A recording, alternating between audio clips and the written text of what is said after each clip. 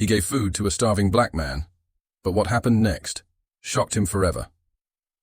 Comment below from which city you're watching and do subscribe to the Shamble for more videos. He thought he was saving a stranger, but the starving man wasn't just anyone.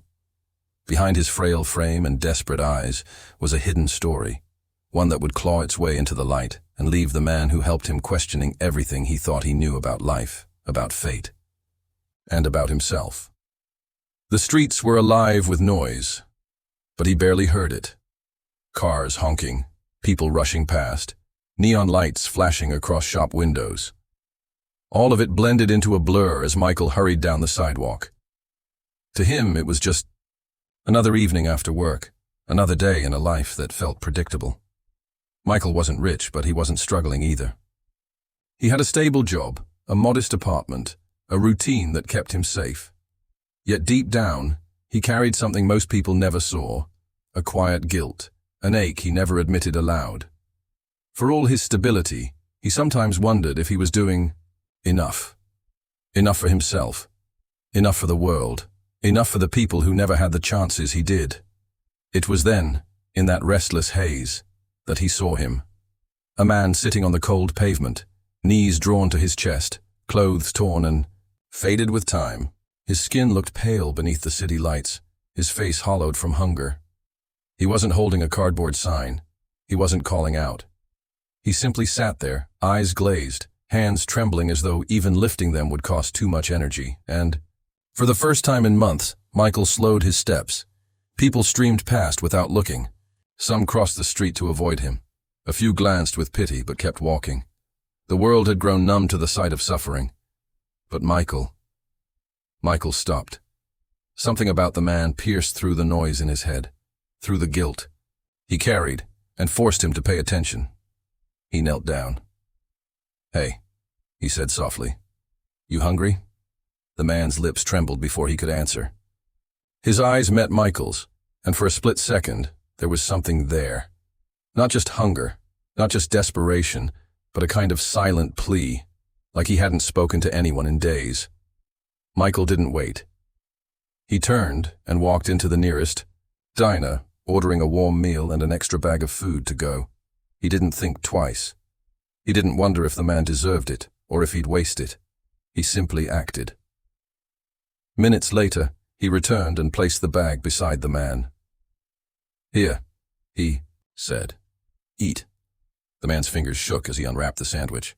He ate slowly at first, as though savoring every bite, but soon the hunger overtook him, and he devoured it like someone who hadn't seen food in far too long. Michael watched in silence, feeling a strange mix of relief and sadness. Relief that he could help. Sadness that one meal was such a big deal in a world where others wasted food every single day. When the man finally looked up, his eyes were different. Sharper, more alive.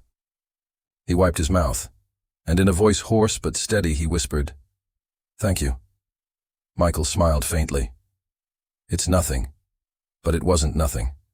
Not to the man, and not to Michael.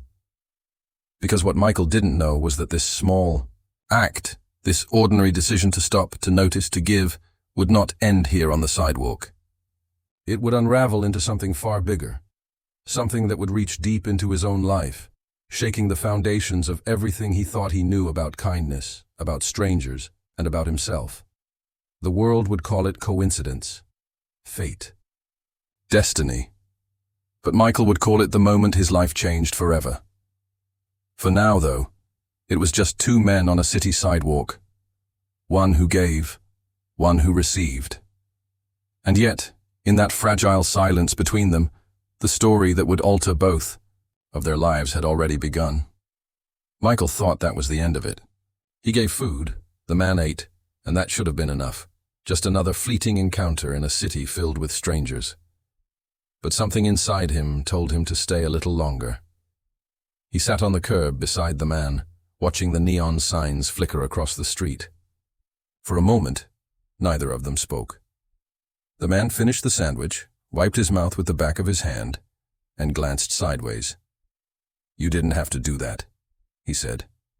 His voice was rough, worn down, as though every word had to be dragged up from somewhere deep. Michael shrugged. Maybe I did. The man studied him, eyes sharp now, full of something unspoken.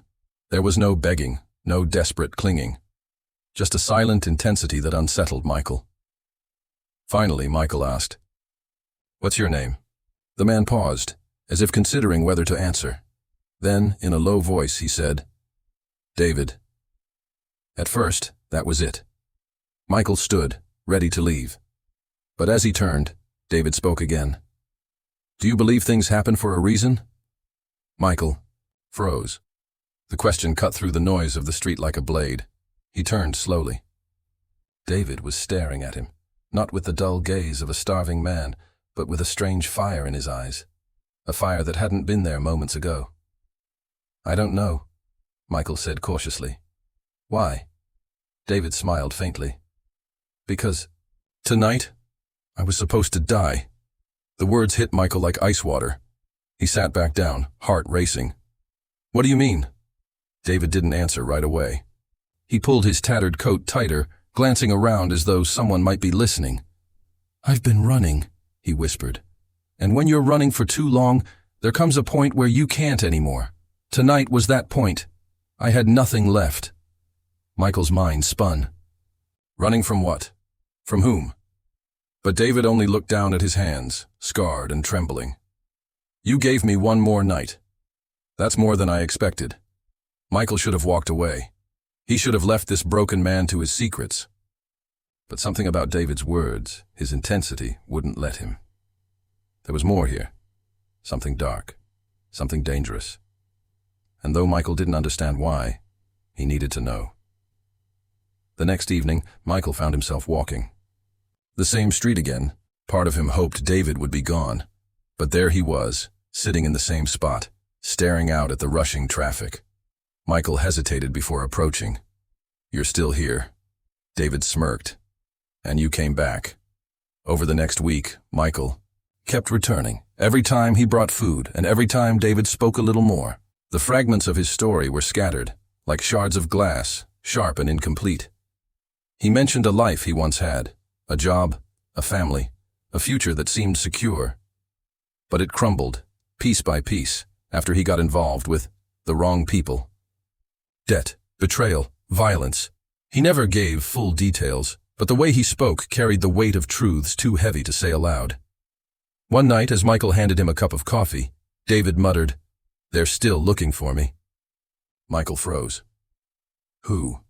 David's eyes flicked up, cold and hard. "The kind of men you don't want to know." And just like that, the pieces started clicking into place. This wasn't just a starving man. This was someone hiding. Someone marked. The first real twist came on a rainy Thursday. Michael arrived as usual, but David wasn't in his spot. For the first time in days, he was gone.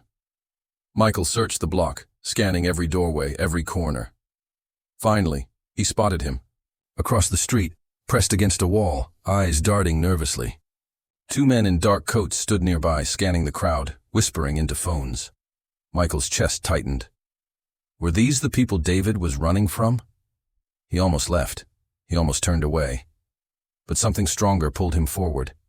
He crossed the street, grabbed David's arm, and whispered urgently, "Come with me." David stiffened but followed. Michael led him into the diner, hiding in a back booth. They sat in silence, waiting for the men to pass. When the danger finally eased, David spoke. "You shouldn't have done that." "Why?" Michael asked. David leaned forward, voice low. "Because now, you're part of this." Michael's life spiraled quickly after that. He started noticing shadows following him on his way home. Anonymous calls with nothing but silence on the line. One night, his apartment door was left slightly ajar. Though he was sure he had locked it, he confronted David. "What did you drag me into?" David looked haunted. "I told you, I was supposed to die that night, but you changed it. Now everything's shifting, and they don't like shifts." Michael demanded answers. And finally, David gave him a glimpse of the truth. "I used to work for them," David admitted. "Powerful men. Men who control more than you realize. I saw things I wasn't supposed to see. Deals, money, lives destroyed. When I tried to walk away, they made sure I had nothing left. His voice cracked. They took everything. My home, my family, my future. They left me with nothing but fear. Michael felt a chill crawl up his spine. This wasn't some random, starving man. This was someone who carried secrets, the kind of secrets men would kill to keep hidden. And now, Michael was tied to him. The tension escalated further when Michael found an envelope slid under his apartment door. Inside was a single photo, him, sitting beside David on the sidewalk, handing him food. On the back, in bold black ink, were 3 words, "Stay out, now." Michael's hands shook as he read it. They knew who he was. They knew where he lived. And they were watching. But here's the twist. Instead of pulling away, Michael leaned in deeper. Something about David's brokenness, his honesty, lit a fire inside him. For once, Michael felt like he had a purpose bigger than his routine. Protecting David wasn't just an act of kindness anymore. It was a choice. "I'm not leaving you," Michael told him firmly one night. David shook his head. "You don't understand. They'll destroy you too." Michael met his gaze. Then, let them try. From then on, the stakes grew higher. They changed meeting spots, moved through alleys, ate in hidden diners. Each night felt like borrowed time. And yet, with every danger, their bond deepened. David began to open up about the documents he once saw, the files that could expose everything. Files he believed still existed, hidden somewhere only he knew. That was when Michael realized. This wasn't just about feeding a starving man. This was about uncovering something much bigger, something powerful men had tried to erase, and if the wrong people were after David, then saving him might mean saving countless others too. But the closer they got to the truth, the closer danger crept. One night, as they turned a corner, a black SUV screeched to a stop in front of them. Doors flew open. Men in dark coats stepped out, faces hard, eyes locked on David. "Run!" David shouted, and in that instant, Michael's world shattered into chaos. The screech of the SUV's tires echoed in Michael's ears long after he and David vanished into the shadows of the alley. His lungs burned, his heart pounded, but his mind was racing faster than his legs. This was no longer about chance kindness. This was about survival, and choices that could no longer be undone. For hours they ran, ducking between alleys, slipping, past late-night crowds, never pausing for too long in the same place. When they finally stopped, huddled in an abandoned construction site, Michael could see the terror in David's eyes. "They won't stop," David whispered hoarsely. "They never stop." Michael wanted to tell him everything would be fine, but deep down, he knew the truth. Their lives had just crossed a line that could never be uncrossed. Over the next few days, Michael and David lived in constant movement. No place was safe. No street felt secure. Every unfamiliar face looked like an enemy. Yet, amidst the paranoia, something shifted in Michael. He no longer saw David as a stranger. He saw him as a man who had been beaten, broken, and buried by forces bigger than either of them. And somehow, that recognition became his anchor. "Why don't you just leave me?" David asked one night as they hid in the back of an old laundromat. "It'd be easier. Safer." Michael shook his head. "Because you don't deserve to be erased. Not like this." It was then that David revealed the final piece of his story. The files he had spoken of weren't just financial records. They were proof. Evidence of corruption stretching into government offices, police forces, and corporations. Records that could shatter powerful men if they came to light. And he still remembered where they were hidden. "You don't understand," David said, his voice trembling. "These papers, they could burn down everything. That's why they want me gone." Michael sat in silence, the weight of the revelation sinking into him. He realized he was standing at a crossroads, walk away and save himself, or stand with David and risk everything. He chose the latter. They devised a plan. David would lead Michael to the hidden files, but retrieving them would require stepping directly into enemy territory. The risk was unthinkable, but as David put it, "If they catch me without those papers, I die forgotten. But if the truth comes out..." Maybe my life meant something. That single sentence became their fuel. The journey to the hiding place was like stepping into a nightmare. Every shadow seemed to breathe. Every car that slowed beside them made their hearts leap. But finally, in the basement of a condemned building on the city's edge, David pried open a loose concrete block and pulled out a weathered folder wrapped in plastic. Inside were names, numbers, dates, signed documents, photos. Enough to expose everything, but they had no time to process it. Because the moment David held the folder in his hands, the sound of footsteps echoed behind them. They had been followed. "Run!" David cried again. The chase that followed was chaos, through rubble, up stairwells, into the open night. But, this time, there was no escape. The SUV returned, cutting them off. Men in dark coats closed in from every side. David's body shook with fear as they were cornered. But then something unexpected happened. Michael stepped in front of him. "You'll have to go through me first." The men sneered, prepared to strike. But in that instant, sirens wailed in the distance. Red and blue lights split the night. Someone had called the police. The men retreated, melting into the darkness, unwilling to risk exposure. For the first time, Michael and David weren't the ones running. They were the ones left standing. The folder was turned over to a small group of investigative journalists, people David trusted from long ago, when his life was still whole. Within weeks, reports began to surface. Names once untouchable appeared in headlines. Corruption that had been whispered in shadows was laid bare in glaring print. The story exploded. Politicians resigned. Corporations scrambled to cover their tracks.